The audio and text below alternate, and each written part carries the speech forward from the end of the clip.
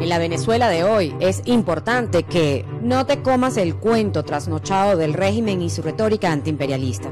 En Venezuela hay una sola verdad. Las sanciones son culpa de Maduro y su obsesión por mantenerse en el poder. Las últimas decisiones tomadas por los Estados Unidos contra el régimen no son un embargo, tampoco son un bloqueo financiero. Son medidas de presión en contra del usurpador y sus cómplices en guisos internacionales que siguen financiando a una dictadura que solo genera sufrimiento al pueblo. ¿En qué te afectan a ti las medidas tomadas por Estados Unidos? Salvo que seas un enchufado, en nada. Y aquí es donde debemos ser voceros de la verdad. La decisión tomada por Estados Unidos establece excepciones que permiten al régimen, si les importara la vida de los venezolanos, importar alimentos, medicinas, insumos y material médico, hasta semillas agrícolas y todo lo que se necesita para aliviar el sufrimiento de los venezolanos. Las remesas que envían los venezolanos en el exterior a sus familias en Venezuela tampoco se ven afectadas por estas medidas de Estados Unidos. No te dejes engañar. Si hoy te falta el agua, no es culpa de Trump. La destrucción de nuestra moneda y la hiperinflación no es culpa de ningún imperio. La emergencia humanitaria compleja no es culpa de las sanciones. El culpable de las sanciones y del aislamiento de Venezuela es Nicolás Maduro. Así son las cosas, así estamos comenzando el recuento de estas 24 horas, las más recientes. A través de YouTube Bravo 24, Voz de la Libertad y la Democracia, les saluda Napoleón Bravo. Mi Twitter es Napoleón Bravo, en minúscula y todo pegadito, Napoleón Bravo.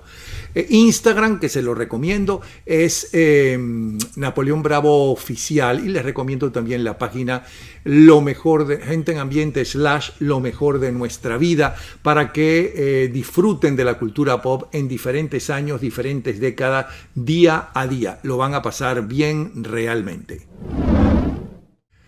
Bueno, señores, vamos a ver lo siguiente. En las últimas 24 horas en Turquía, el principal banco de ese país, el Ziraat Bank, cerró la puerta al Banco Central de Venezuela debido a las nuevas sanciones de los Estados Unidos. En Suiza, la contratista Sulzer niega las afirmaciones del narcorrégimen, ya que no tiene planes de trabajar con PDVSA, cosa contraria a lo que dijo el narcorrégimen.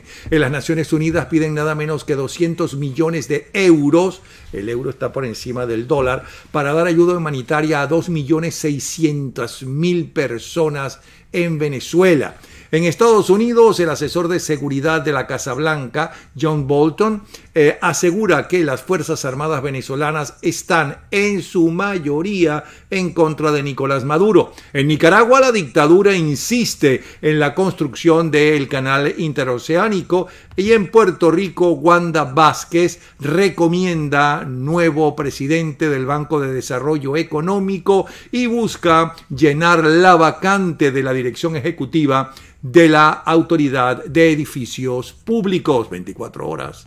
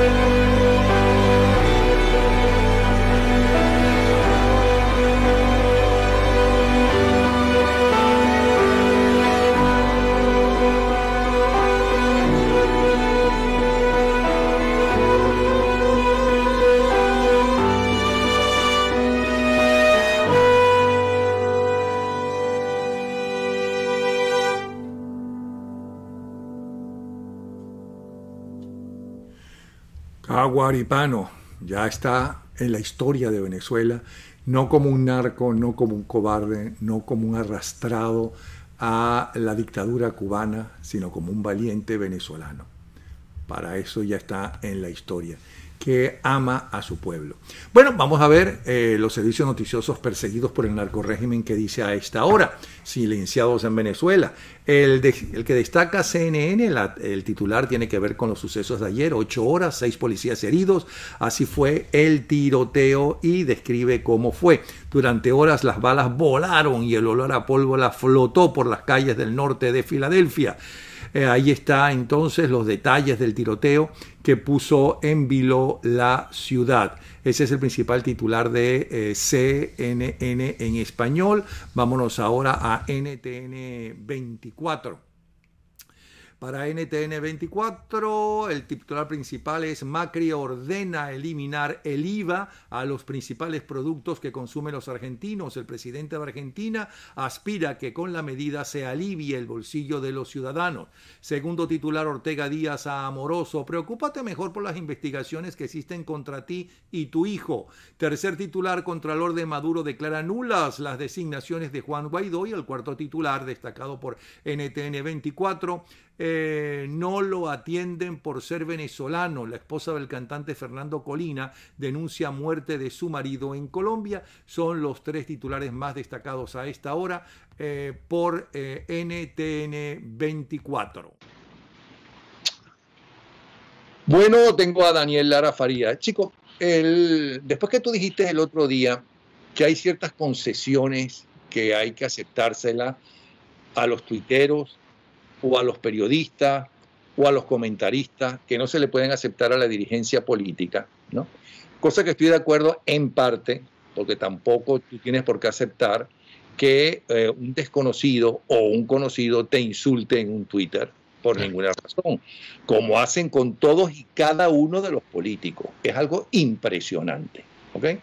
Peor para el pueblo si el pueblo no tiene dirigente o cambian de dirigente como cambian de calzoncillo, que es lo que ha pasado con Capriles, con Ledesma, con Leopoldo López, y que supongo que si no se solucionan las cosas pasará con Guaidó, cosa que me parece realmente muy lamentable, porque cada quien tiene sus pros y sus contras, y los primeros que se equivocan posiblemente son los que insultan, porque se equivocan insultando. No hay que hacer eso. Yo lo que creo es que tú puedes decir, bueno, mire, yo no estoy de acuerdo contigo por esto y esto y esto, ¿y qué propones entonces? ¿Me explico? Y me puse a ver los Twitter, porque yo casi no leo los Twitter. Yo tengo una persona que hace eso, se llama Beatriz Galindo. Mira, si hay muchos chavistas que me insultan por un Twitter, dímelo, ¿cuál es el Twitter para seguirlo haciendo? Porque me reconfortan. Si hay alguna pregunta que me quieren hacer, perfecto, dímelo. Pero ponerme a leer los insultos que le hacen a cuánto dirigente político hay, ¿no? Y nosotros como si fuéramos dirigentes, porque yo no tengo nada que ver con política ni nunca tuve que ver con política. Yo soy periodista. Y cuando me quisieron meter en la política, ese no es mi mundo. Entonces, así como no me gusta el ballet, ¿no? Y el ballet es un, ¿cómo se llama? Es un arte maravilloso, no tiene por qué gustarme vivir en el mundo de la política, vamos a estar claros. Chicos, es impresionante los insultos. Es impresionante lo que le dicen a todos y cada uno de los dirigentes políticos. ¿Qué se gana con eso y quiénes hacen eso? Aparte del propio régimen, que no es nada nuevo, ¿no? Estas peleas, y no solamente de esta que ellos llaman la quinta, en la cuarta también, y en la época de Pérez Jiménez también lo hacían. Por cierto, Oscar Llanes y Ramón J. Velázquez eran dos de los que hacían, no, evidentemente no hacía Twitter, sino que inventaban que si Pérez Jiménez iba con unas motos en la horchila detrás de no sé qué italiana famosa.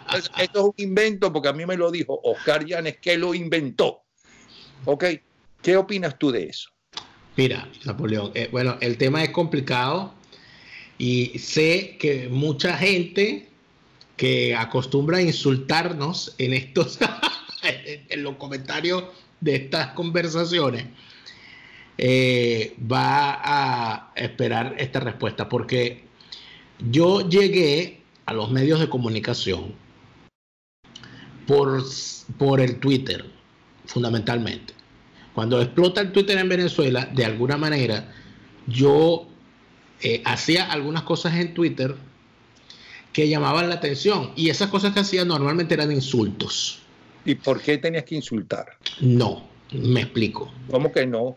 Permíteme, para explicar. Eran insultos creativos. Entonces yo intentaba a través... Explica primero qué es eso de insultos creativos. Porque no es lo mismo decir, ¿verdad?, que Cilia Flores es una ladrona que debería estar presa y morirse en una cárcel por ladrona, ¿no?, a decir que Cilia Flores le robó el corazón a Nicolás Maduro y que por eso es una ladrona.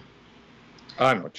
Por ejemplo. Vamos al otro. No, tú no puedes decir que Cilia Flores es una ladrona si no hay pruebas de ello o no está acusada legalmente de ladrona. Lo que sí puedes decir es qué pasa con la justicia venezolana, que no hay nadie que se atreva a estudiar e investigar o llevar a juicio a Cilia Flores, que está siendo acusada de ladrona, que es muy diferente. Por supuesto. ¿El planteamiento cuál es entonces? El planteamiento es el siguiente. Así como amor con amor se paga, ¿verdad?, el odio también muchas veces genera más odio. ¿Qué ocurre? A mí me insultan muchísimo en las redes y yo antes me dedicaba a responder con más insultos más altisonantes. Te pones a la altura de ellos. Y llegó un momento que me di cuenta de que me pasaba mucho tiempo respondiendo insultos. A desconocidos, de paso. De paso. Entonces lo que empecé a hacer fue, y esto es una política mía en todas mis redes, a mí el que me insulta lo bloqueo, punto. Y los insultos no son solamente palabras altisonantes, porque por ejemplo, cuando tú le dices a una persona, y esto a mí me parece una de las argumentaciones más falaces e infames y hasta canallescas que se utilizan en Venezuela, o con el tema de Venezuela, que la posición que uno tenga con respecto a un tema responde a que uno esté en la nómina de alguien. Mira, perdón, yo no estoy en la nómina de nadie, yo tengo una posición, por lo tanto yo presumo que cuando una persona defiende una posición distinta, presumo su buena fe, presumo que también lo hace. Hay gente que no necesita que le paguen para estar equivocada, hay gente que se equivoca gratis y la gran mayoría lo hacemos. A mí no me pagan para criticar a Guaidó, yo me divierto muchísimo haciéndolo gratis. Que yo sea un pérfido, que sea un criticón, es otra cosa, pero no me puedes venir a decir que yo soy un tarifado, que yo soy chavista, que yo estoy al servicio del chavismo, que a mí me paga el chavismo para criticar, porque eso ya es caer, no en la argumentación, sino en la argumentación ad hominem. Entonces, ¿dónde vamos? Es que el problema es que en Venezuela se acabó la argumentación. O sea, en Venezuela no vamos a la argumentación, ni siquiera a rebatir. Cuando tú ves, por ejemplo, eso se hizo muchísimo. Cuando tú ves, por ejemplo, a Chávez o a todos sus sucedáneos y sucesores y personajes adjuntos y yuxtapuestos que utilizan el insulto y la acusación falaz para defender sus ideas, se hizo costumbre en Venezuela que no se rebate. No se rebate. O sea, si tú me llamas a mí ladrón y yo no soy un ladrón, yo no puedo salir a decir, no le hagas caso. Ignóralo. ¿Qué es lo que suelen hacer? ¿Qué es lo que suelen hacer? No puede ser. Exacto. O sea, tú tienes que ir y decir, bueno, número uno, mire, yo vivo de esto, vivo de esto, vivo de esto. Yo no soy ningún ladrón. Si usted me dijo que yo soy un ladrón, yo quiero que usted no lo demuestre, yo lo demando. Eso sería la forma de hacer las cosas. Pero entonces, lo que va a hacer Martinelli, por cierto, ahora. Bueno, exactamente. Muy bien. Entonces, ¿qué es lo que terminó ocurriendo? Entonces, lo que terminó ocurriendo es que se le empezó a Chávez. Y esa fue quien inauguró eso, quien dio esa línea, por cierto, aunque les moleste a algunos que no lo recuerden, el que dijo la famosa frase, no, a Chávez no hay que hacerle caso a lo que diga, hay que hacerle caso a lo que haga. Eso lo dijo John Maiston, embajador de los Estados Unidos en Venezuela. De Estados Unidos en Venezuela. Entonces, que había que, no importa, déjalo que insulte, nada, total, que nos sigas pagando. O sea, eso nos ha hecho muchísimo daño. Entonces, ¿qué ocurre? Mira, tú puedes hablar de los políticos. Los políticos los han insultado siempre. Eso no es nuevo. Sí, pero una cosa, espérate. Una cosa es que tú critiques a quien sea, ¿ok? Que le critique, que lo investigue en base a algo concreto, no porque te cae mal, no porque eres chavista, porque primero quiero aclarar para mí qué significa ser chavista. Chavista no es ninguna ideología. Para mí chavista es odio, resentimiento. Y eso tú puedes ser chavista de derecha como chavista de izquierda, ¿no? Que son exactamente iguales los que están llenos de odio, resentimiento contra el que no piensa exactamente con sus intereses, porque suelen ser sus intereses. Ahí no hay ideología, no hay filosofía, no hay nada. Una cosa es que tú digas, bueno, es que Maduro hay que investigarlo porque es ladrón, o ya está siendo investigado porque es ladrón. Y otra cosa es que tú lo insultes, ¿no? Y le llames cualquier tipo de vulgaridad, porque eso ya no es una discusión intelectual o política, eso es una patanería, eso es una cosa de malandros, que es lo que ellos son. Entonces te está rebajando al nivel de ellos. No está ganando. Nosotros no nos podemos rebajar al nivel de ellos, porque entonces rebajamos a todo el mundo. Al revés, lo que hay que superar es que los próximos dirigentes que van a encargarse de una democracia venezolana, ¿no? En lugar de hacer lo que hacían los de la Cuarta al final, porque ni siquiera al principio se puede decir eso, en lugar de decir, es que fulanito de tal es un ladrón sin pruebas y que el fulanito de tal que es un ladrón sin pruebas no los demande, eso es un error, porque eso fue lo que desprestigió a la dirigencia política en Venezuela y lo que está desprestigiando a la dirigencia política en buena parte del mundo. Fíjate que eso es algo, ese punto es importante. Porque es que los políticos también, entonces, se han acostumbrado a que los insulten. Sí, y no les importa. Y además a que los acusen falsamente y nunca se defienden. Por ejemplo, yo fui en Venezuela a la residencia de más de un dirigente político que ocupó cargos de diputado, de ministro, y hasta de presidentes. Yo fui a la casa de Octavio Lepage. La puerta de la casa me la abrió él porque no tenía personal de servicio. Yo fui. Es otro. Bueno, que vivía en la misma casa antes de ser presidente, después de ser presidente vivía en la misma casa. ¿Cómo no? Unas casas, en muchos casos, unas casas grandes, casas familiares, en unas buenas zonas. En el caso de Luis Herrera, una clase de clase media. Exacto. Unas casas que hicieron su casa, que muchos de ellos, como fue el caso de Lepage, compró una parcela en determinado sitio, le salió barata, la pagó a crédito y ahí fue construyendo su casa. El caso, a la casa del doctor Tejera París, a la casa del doctor Ramón J. Velázquez. Y cuando tú entrabas a esas casas, ¿verdad?, te causaban dos problemas, a mí, ¿verdad? Llegabas a esa casa y tú decías, ¿y dónde está el dineral que supuestamente tenía? Porque todos los políticos eran unos ladrones. Número uno, tú veías una casa modesta, donde lo que más valor tenía eran los libros, que la gran mayoría tenían la casa repleta de libros. La biblioteca del doctor Tejera París era una cosa espectacular, un espectáculo de biblioteca. La del doctor Ramón J. Velázquez ni se diga, que fue donada, por cierto, por sus sucesores a la Universidad Metropolitana. Y entonces y uno conoce particularidades de la vida de varios otros, y uno sabe las estrecheces en las cuales terminaron su vida. Y entonces uno dice, bueno, pero entonces estos tipos no eran ningunos ladrones o nos engañaron. ¿Por qué ellos no rebatieron eso nunca? ¿Por qué nunca hubo nadie que demandara a alguno de los que los acusaban de ser unos ladrones? Entonces eso, cuando llegamos al día de hoy, entonces nos damos cuenta que, por ejemplo, el gran problema que hay entre los que defienden en la oposición las posiciones a favor de la negociación y los que defienden posiciones más radicales de salidas de fuerza, etcétera. María Corina Machado defiende unas posiciones fuera de lo relacionado a la negociación. Si ella dice que la negociación no es correcta porque nos ha engañado tantas veces y que hay que buscar una salida de fuerza, la respuesta es decir, María Corina Machado es financiado por unos banqueros prófugos y además de eso ella es una divisionista y ella lo que quiere es ser ella y le da envidia. Pero tú te estás yendo al fondo de la argumentación. Ella está diciendo que las negociaciones han fracasado en 8 oportunidades. Eso es lo que yo estoy planteando. Exactamente eso es lo que yo digo. Bueno, eso es en caso... Entonces la pregunta del planteamiento es el siguiente.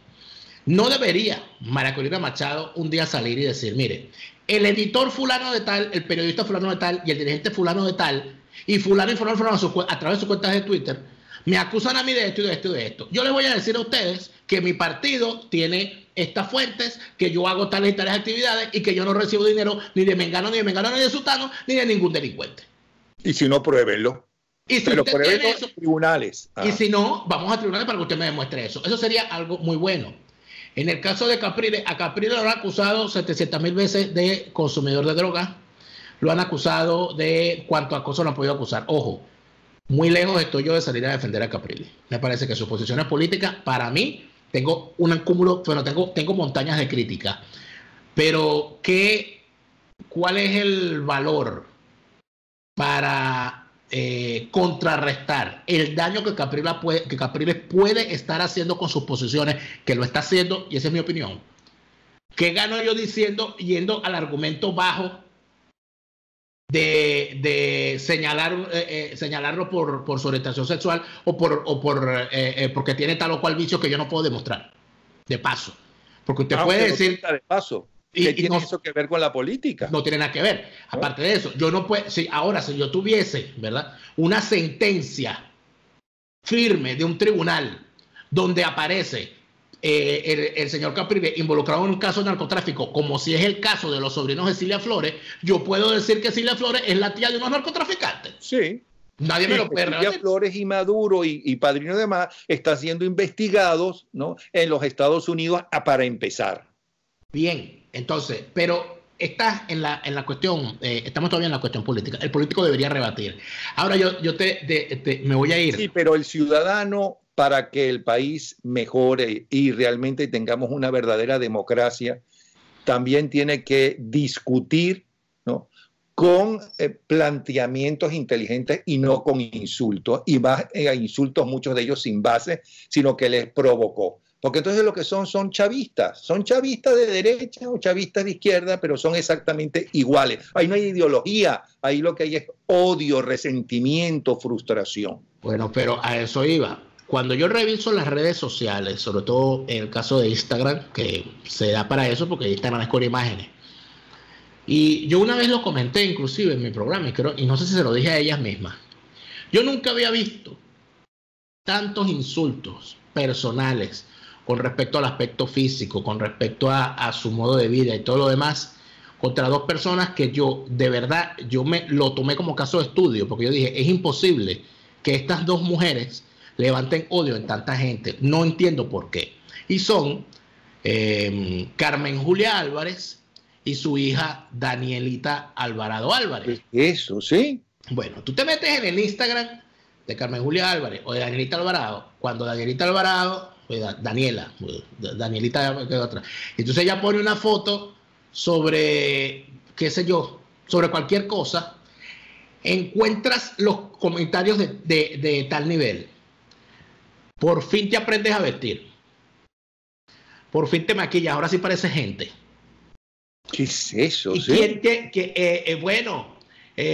Dichosa tú que puedes comer eso? Ese es el tipo de comentario, pero te digo por centenares, que tú ves, yo de verdad, si a mí me dijese que tengo que odiar a una persona en el mundo, la última persona que yo buscaría odiar es a Carmen Julia Álvarez, porque para empezar... Pero además yo la conozco y es una encantadora, seria, encantadora persona. Pero es que para empezar, Carmen Julia Álvarez, que yo recuerde, jamás ha hecho un papel de villana en ninguna producción, como para no tenerle rayo al personaje, como me pasa a mí, por ejemplo, con Meryl Streep, que todavía no la perdono por haber abandonado a Dustin Hoffman en Kramer vs. Kramer, pero otra cosa, ¿verdad? O sea, la asocio con eso. No, a ti te pasa como a mi abuela, que cuando Lupita Ferrer estaba a las 6 de la tarde, tenía las telenovelas de las 6 de la tarde, yo y a Lombardini, a quien yo estaba levantando con ella, estaba saliendo, ¿no?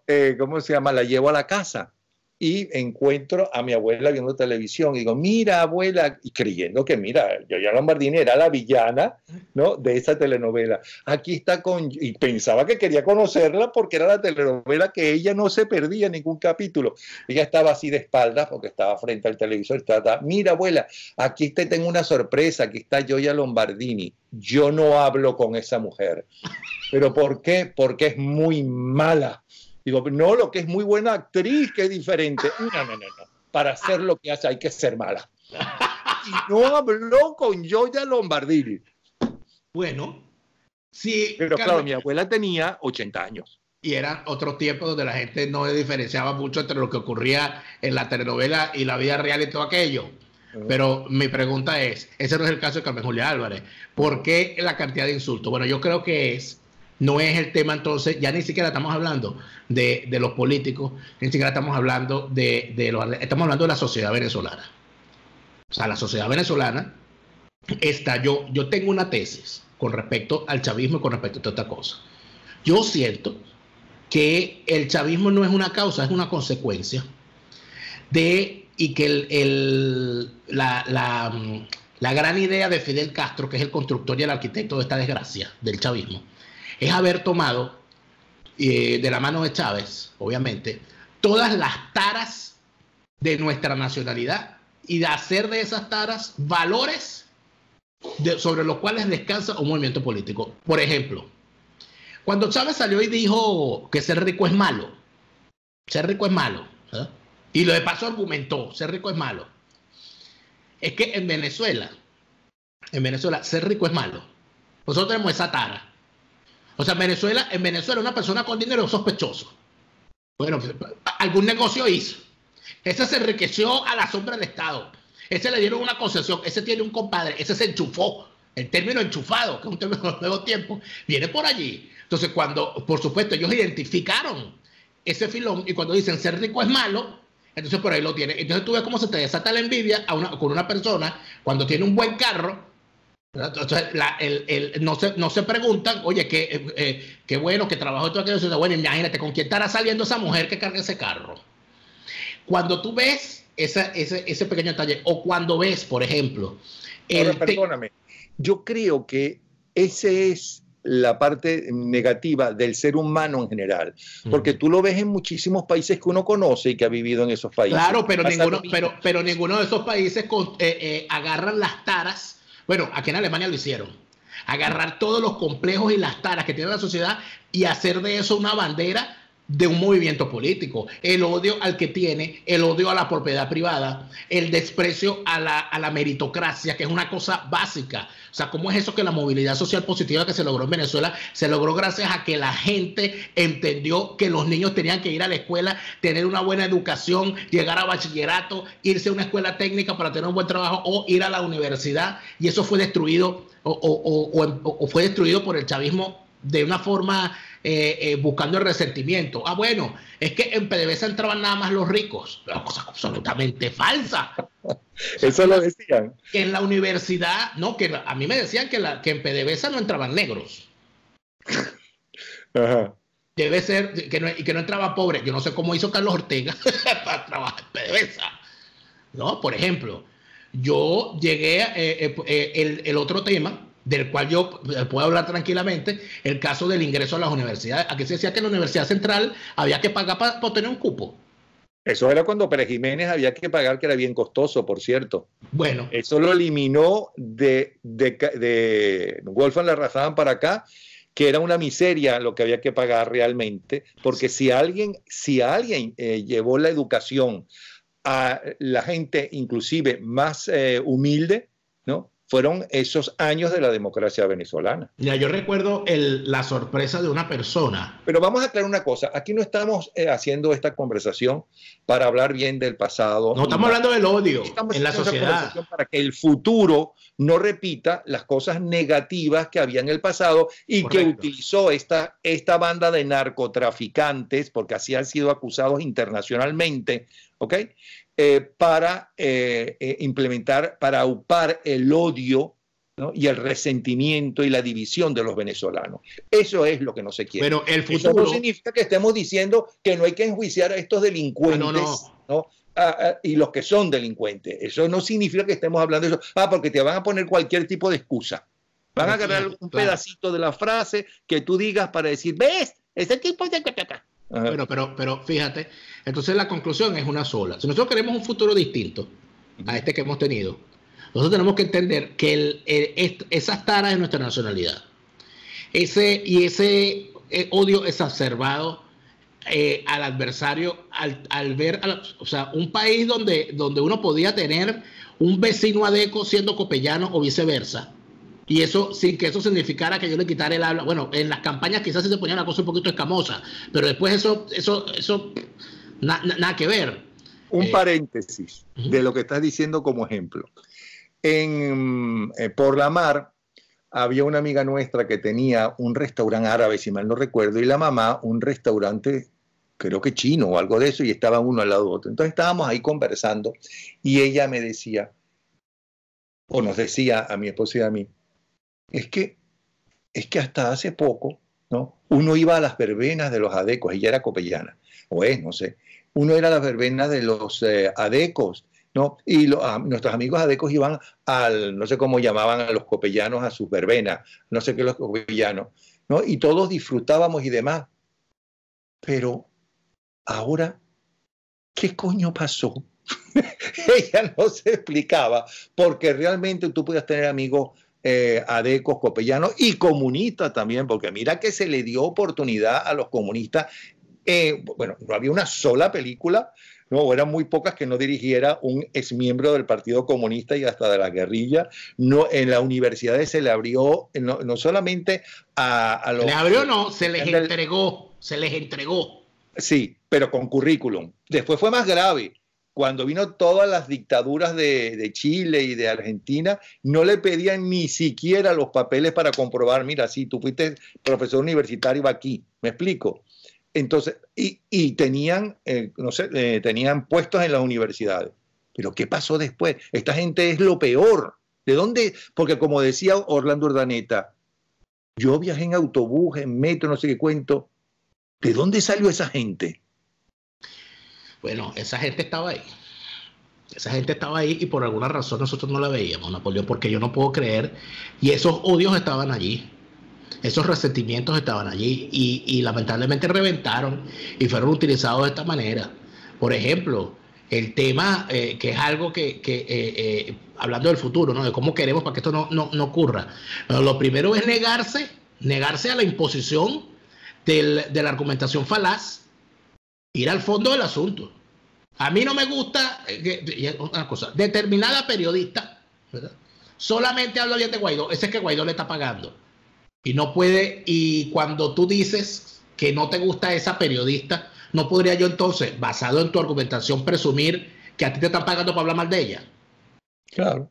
Entonces, ayer esa argumentación, yo voy más fondo. Yo entiendo que hay periodistas, comunicadores, editores, que se casan, que tienen una línea editorial. ¿Y cuándo no ha habido líneas editoriales en el mundo?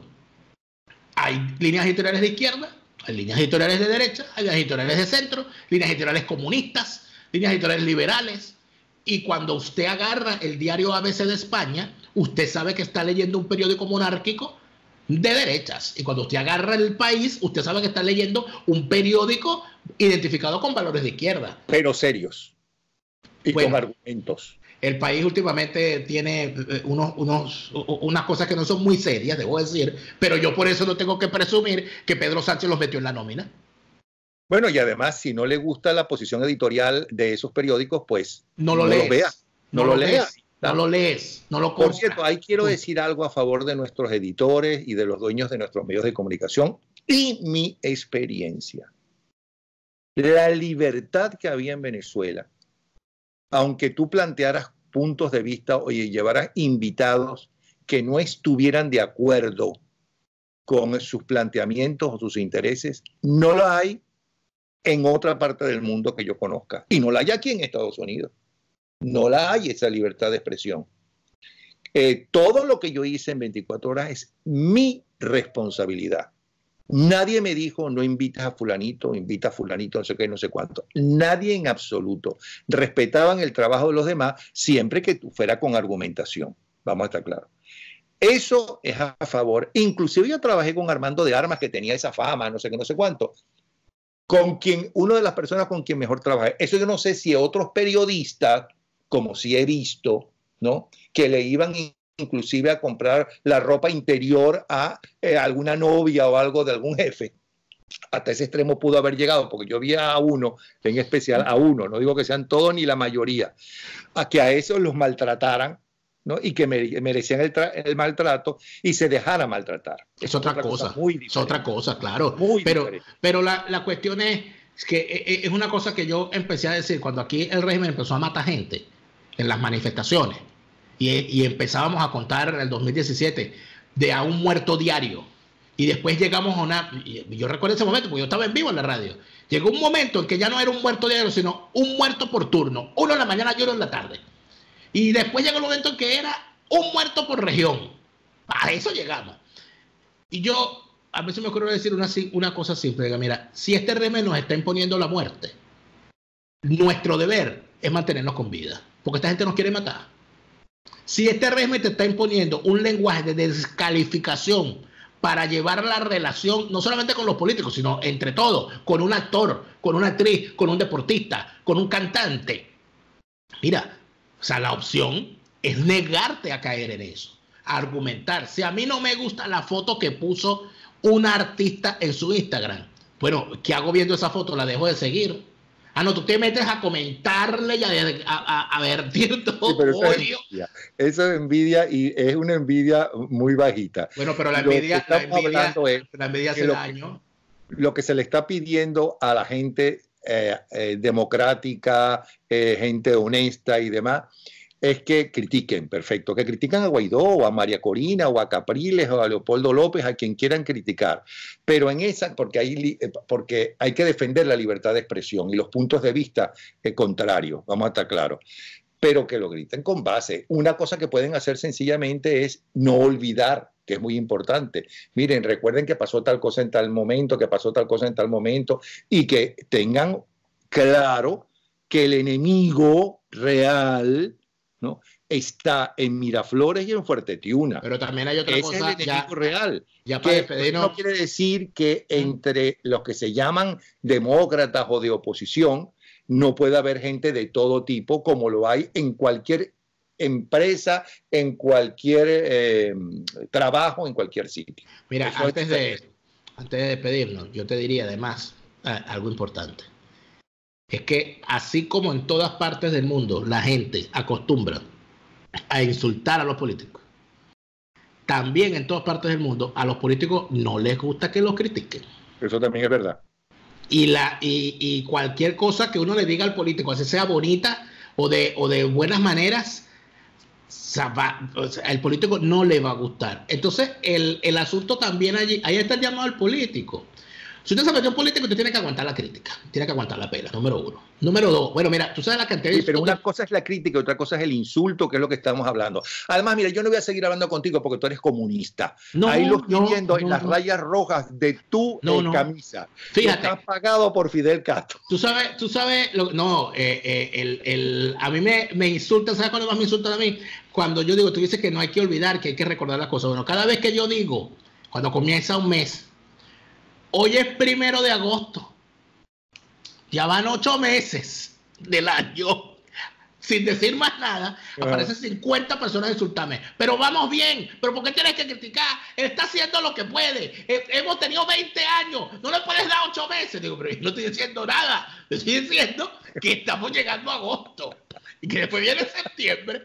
Entonces, es que ya parten de la base, que es que están diciendo que Juan Guaidó no sirve, que es un vendido, que por culpa de que sigue Maduro, porque además se meten unos mojones en la cabeza y consideran que es tan fácil tumbar a una banda, que no son políticos los que están y que están armados, que son los que realmente están armados, los que están en Miraflores, sino son, como ha sido acusado internacionalmente, unos delincuentes.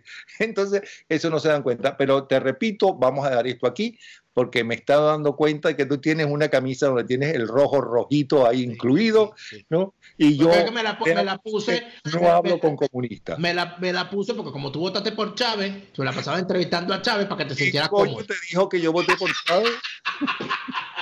No, tú no votaste por él. Tú en otro programa lo dijiste. Yo le dije a él, cosa que muchos de los que sí votaron por él y ahora no votaron, no le dijeron. Es que yo no iba a votar por él y tengo testigos. Y le expliqué por qué yo no votaba por él. Pero hiciste algo peor, lo entrevistabas en tu programa. Sí, que era lo que pedía la gente.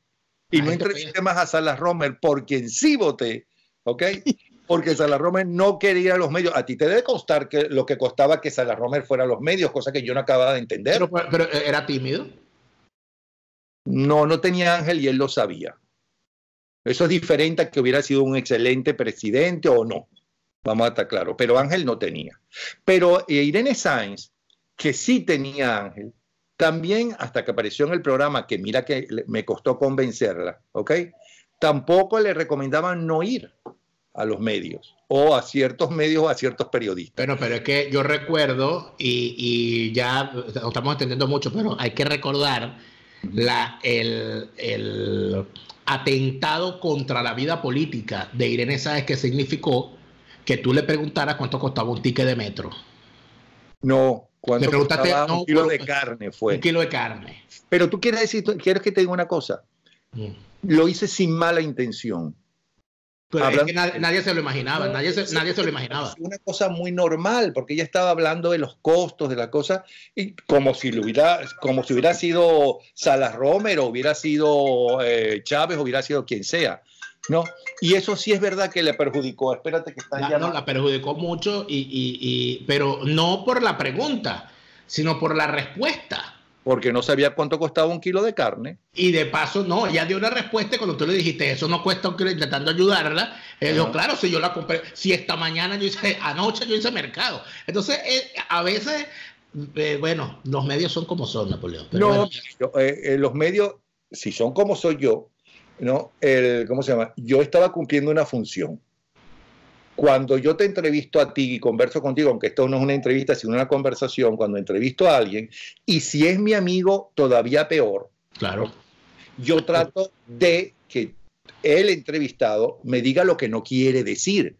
Porque lo que quiere decir, evidentemente, para eso fue al programa, a decir lo que quiere decir. Bueno, di lo que tú quieres decir, pero ahora dime a mí lo que yo creo que el televidente, ¿no?, te va a preguntar. Lo que yo le dije a Pérez Jiménez no me quería dar entrevista, porque a un periodista muy conocido le dijo, tenga cuidado con él, no lo dejes entrevistar, no sé qué, no sé cuánto. Y entonces, por fin conseguí, gracias a Rosalía Romero, que se portó muy bien con Pérez Jiménez, ¿no?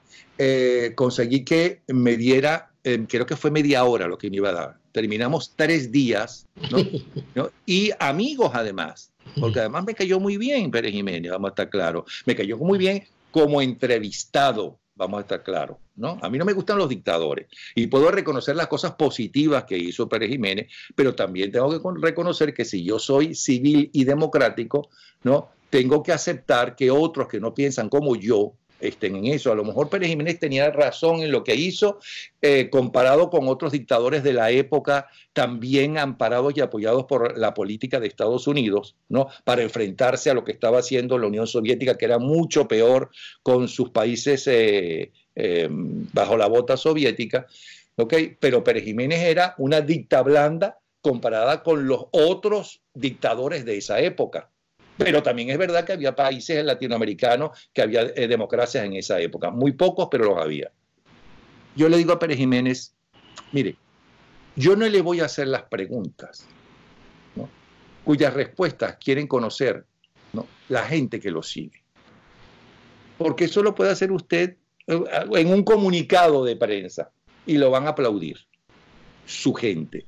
Yo le voy a hacer las preguntas, si usted está de acuerdo, porque si no, no hacemos la entrevista, ¿no?, de lo que piensa la gente que no cree en usted y que considera que usted fue un mal dictador.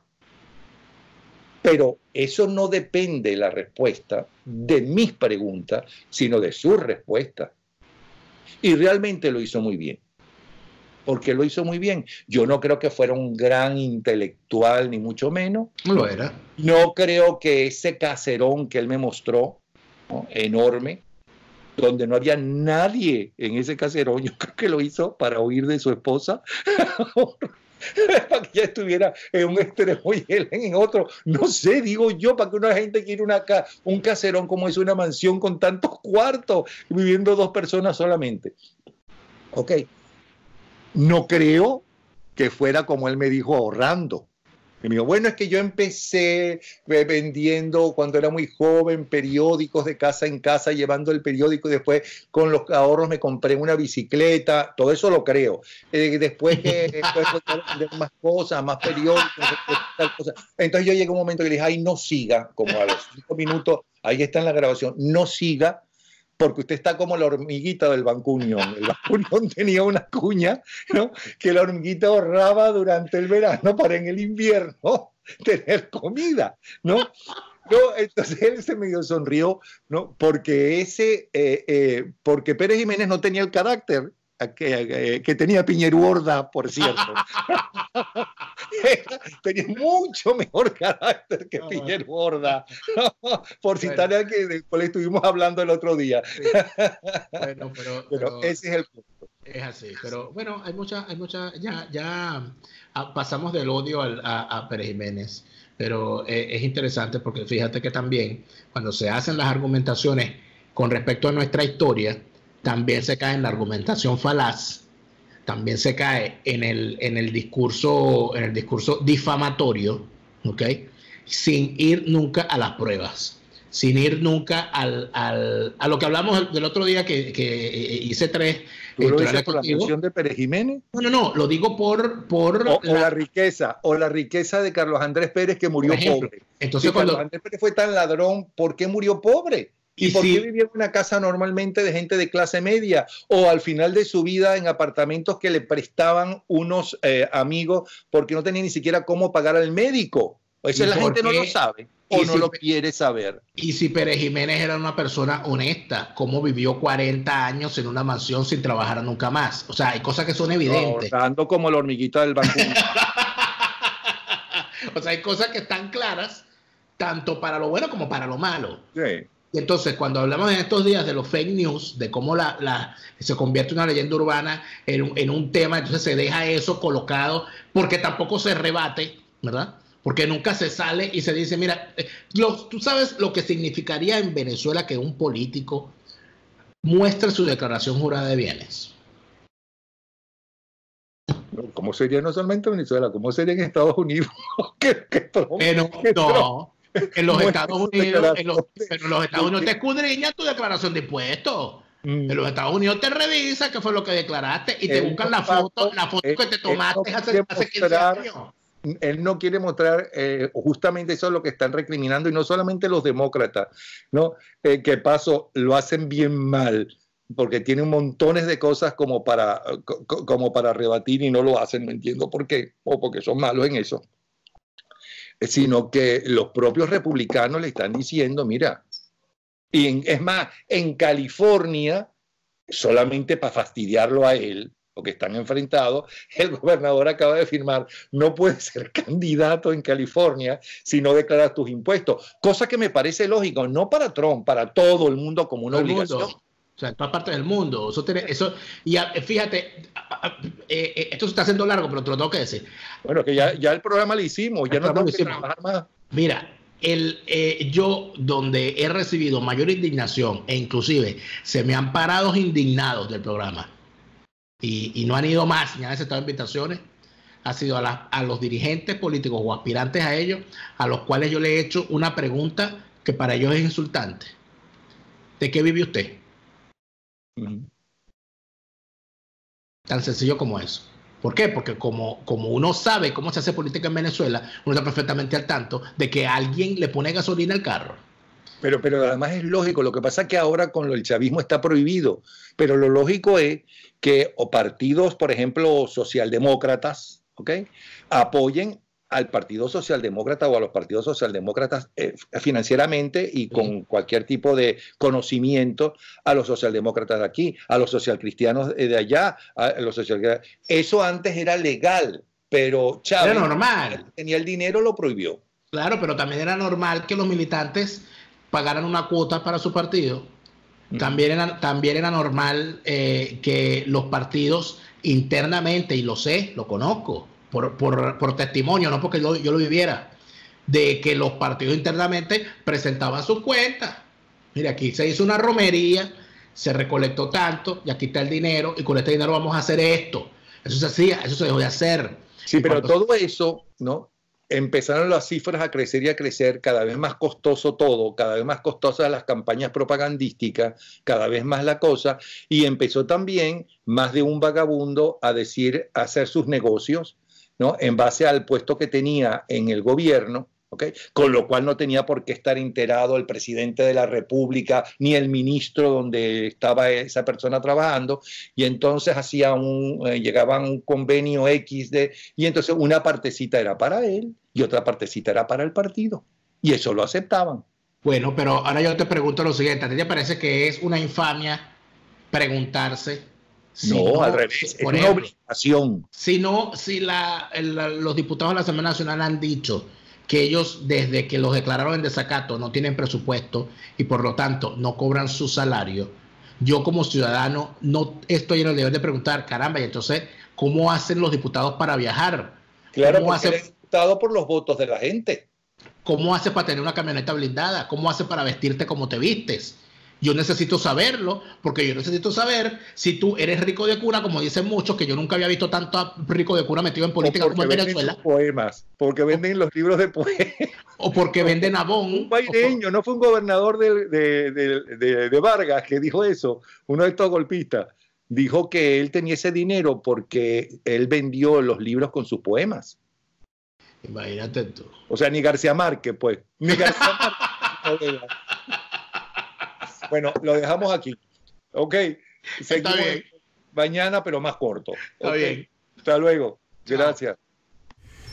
Daniel Lara Farías, señores, y ahora nos vamos inmediatamente a Venezuela con el resumen de las últimas 24 horas con Efraín Cruz. Adelante, Efraín.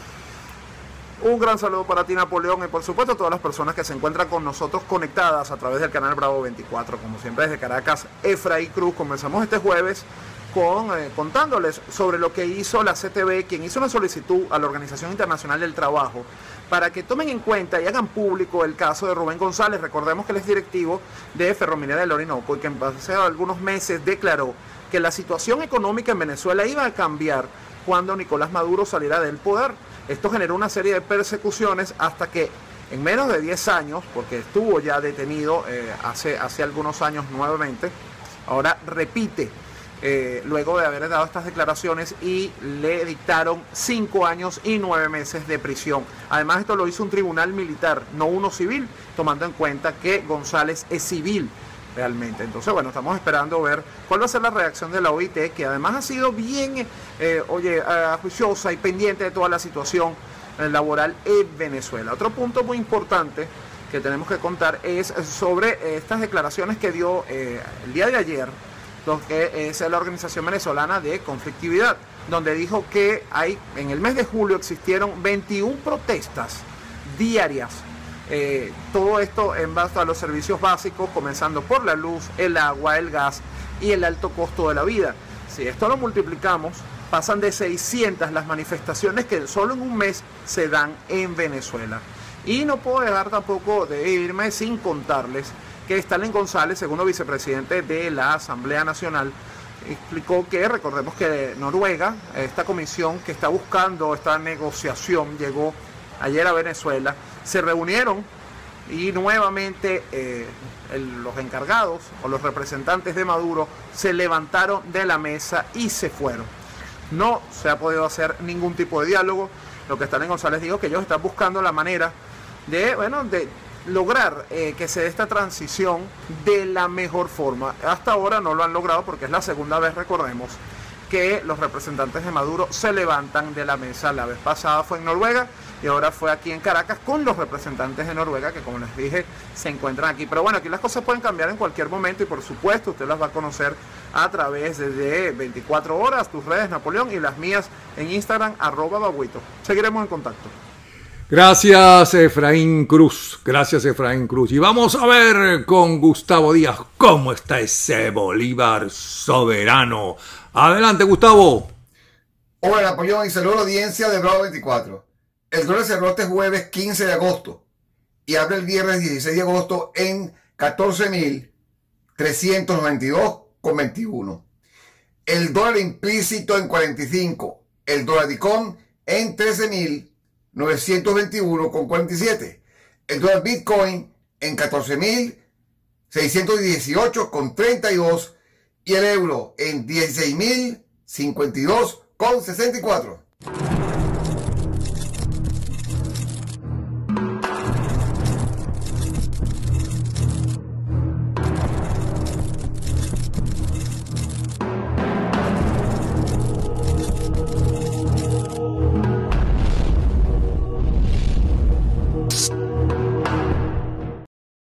Vamos ahora con dos de los servicios noticiosos también perseguidos por el narcorrégimen y la información que destacan a esta hora. Aquí está el Nacional. Según Bloomberg, el mayor banco de Turquía cerró cuenta del Banco Central de Venezuela. Por otro lado, la ruptura poco amistosa entre Irina Sarki y Bradley Cooper. Pero esto es farándula. Guaidó, el que ha estado de vacaciones es el régimen. Amoroso inhabilitó a Ledesma, a Ortega Díaz y a Borges. Son los tres titulares más destacados a esta hora por el diario El Nacional. Vámonos ahora a La Patilla, que dice lo siguiente: Venezuela y Rusia firman acuerdo de visitas mutuas de buques de guerra. Asamblea Nacional repudia el ataque de Amoroso. Principal Banco de Turquía cierra la puerta al Banco Central de Venezuela. Son los tres titulares más destacados en este momento por La Patilla. Y vamos a ver qué dicen las estrellas. Hola, Napoleón. Para el viernes 16 de agosto las energías recaen sobre el trébol, que está asociado normalmente a un talismán de buena suerte y nos dice que todo lo importante en el mundo llega de 3 en 3. Es una energía que tiene la capacidad de cambiar el destino y de hacernos ver con claridad el futuro, porque al final te darás cuenta que la solución de tus problemas está en tus manos. Día de extremos emocionales, así que mucho cuidado. El signo mejor aspectado es Sagitario, que se despejan las dudas y te liberas de todos tus miedos. Buenos augurios para ti el día de hoy. Libra, tendrás fortaleza para enfrentar los contratiempos, aunque esto signifique un largo tiempo. Leo, regresa la buena suerte para ti, pero cuidado con cometer alguna imprudencia por ambición, porque todo se puede voltear. Géminis, deberás usar solo la razón para encontrar las soluciones. Necesitas descansar. Aries, dale la espalda a los problemas, no te ayudará a que desaparezcan. No te aferres al dolor y simplemente suelta todo. Piscis, si quieres conseguir el éxito, deberás hacer las cosas por ti mismo y así el mérito solo será tuyo. Capricornio, salen a la luz asuntos que han causado inseguridad e injusticias en tu entorno. Escorpio, estás muy preocupado y cansado de la rutina. Necesitas un descanso. Virgo, los conflictos hacen que se bloquee tu creatividad. Paciencia, que falta poco para ver un cambio. Cáncer, llevas una carga muy pesada y es que has estado actuando sin pensar en las consecuencias. Tauro, aférrate a tu amor propio, así podrás seguir adelante sin decaer. Acuario, eres un líder nato y por eso a veces debes tomar decisiones que no te gustan. Palabra de bruja. Me pueden encontrar en Twitter como @VirginiaEscobar o en Instagram como @WiccaReencarnada. Mañana regresamos con las energías y los signos. Hasta mañana, estimada audiencia. Hasta mañana, Napoleón. Hasta mañana, Virginia Escobar. Hasta mañana. Bueno, Y hasta mañana también le decimos nosotros, no sin antes decirles que hay gente que celebra la Navidad con anticipación, Dios mío, y de qué forma. Ensayan en los coros y las cosas que hacen, están felices, o será que Diosdado la tiene loca. Ya verán por qué digo todo esto. Gracias a Ángela Sago y su nuevo trabajo literario que se llama En nombre de los pobres los multiplican. El nuevo trabajo de Carlos Rangel, La Venezuela imposible. Aptitud Danceware, si usted quiere vivir el mundo del baile, del ballet y del baile en general y necesita artículos de eso o libro o música, etcétera, ahí tienen a la gente de Aptitud Danceware en el centro comercial Magnolia Shops en Coral Spring. Ahí está, vale la pena ir hasta Coral Spring, de verdad. Primero porque es muy bonito el paisaje, la ciudad y sobre todo porque en el caso de lo que le estoy diciendo, por la gente de Aptitud Danceware. Ya verán. Vamos a adelantar la Navidad. En 24 horas estamos con ustedes.